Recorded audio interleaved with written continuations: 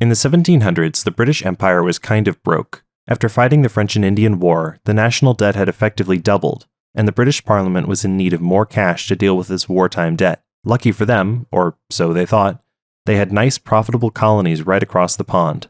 Over in the Americas, the 13 colonies enjoyed effective autonomy from Great Britain. They were basically British citizens, but for 2 centuries they had been largely free to run things internally. They didn't have representation in Parliament, but that was fine, because they had local councils and governors, and their taxes went to these institutions rather than directly to the British Crown. But with the 1765 Stamp Act, Parliament decided they were going to switch things up. The Stamp Act implemented a host of internal taxes on everyday items like marriage licenses, deeds, and newspapers, and these taxes would go right to Great Britain to help defray the cost of the war. From the colonial perspective, this tax was not just unfair, but also a betrayal of their rights, since internal taxation had always been up to the regional governors. Parliament also insisted on making the colonists pay for food and lodging of British soldiers stationed in the Americas with the Quartering Act that same year, which did not improve colonial feelings towards Parliament. To make matters worse for Britain, this was all happening in the context of the Enlightenment, and the ideals of political autonomy and just consent of the governed were given an ideological justification through the work of men like John Locke, whose philosophy was then brought to the Americas through the polemics of thinkers like Patrick Henry or Thomas Paine. And when the British slipped up or made huge public blunders, such as the killing of 5 rioters in 1770, revolutionaries like Paul Revere and Samuel Adams were quick to seize on it, dubbing it the Boston Massacre, and using it to argue for national separation rather than simply seeking to redress wrongs with England. Over the next decade, Parliament and the colonies bickered back and forth.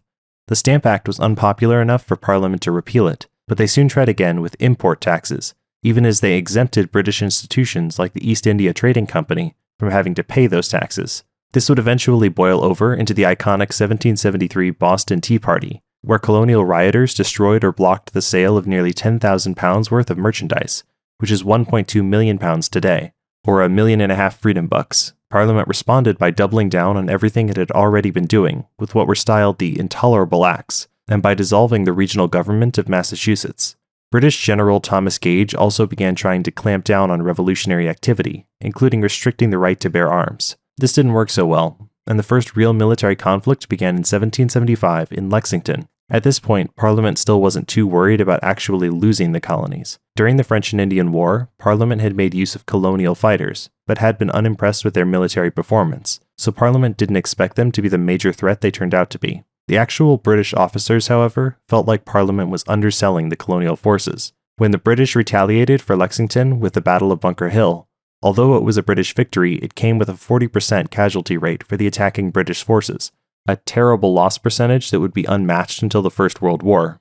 Once the Continental Congress installed war veteran George Washington as the leader of the Continental Army in 1776, Washington's decisive leadership gradually brought the Continental Army towards its eventual victory in 1781. As the war began, the revolutionaries issued the Declaration of Independence, asserting themselves to be a new nation, but simply asserting it would not make it so. By December of 1776, the Patriots came near to defeat, but scored a win at the Battle of Trenton, and in 1777, the victory at the Battle of Saratoga was significant enough to make other European powers take notice of the revolutionaries, namely France and Spain, longtime rivals of England who happily provided ammunition, uniforms, and strategic advice. Inch by inch, the Continental Army pushed back the British, and definitively forced the British forces to surrender at Yorktown. Parliament had gotten into this conflict to lower their war debt, and here they were racking up more expenses in the Americas. Yorktown showed Parliament that keeping America was straight up not worth it, and in 1783 they signed the Treaty of Paris, which formally recognized the new American nation. Thank you for watching. I don't do many history videos because my audience doesn't seem to have much interest in them, but if you want more, I have a somewhat similar video on the formation of the Roman Empire.